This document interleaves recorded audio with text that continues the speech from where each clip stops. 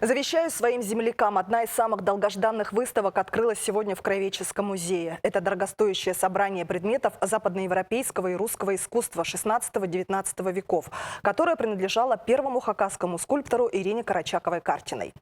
Перед смертью она завещала свою огромную коллекцию, в том числе и личные работы, землякам.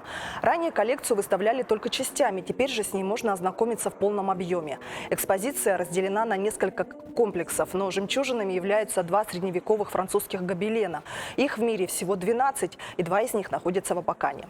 Также представлена антикварная художественная мебель, редчайшие скульптуры, в том числе копии работы Буонаротти и других авторов, имена которых приводят в трепет несколько поколений искусствоведов и коллекционеров. И все это благодаря Карачаковой-Картиной.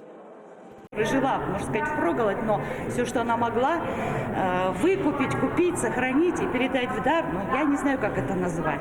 Это просто подвиг. Это просто великий человек, Хакасия, великая дочь нашей земли и талантливая дочь. Поэтому у меня, конечно, к этой коллекции, ну, и вообще к этому событию, я не знаю, я сегодня очень сильно радуюсь.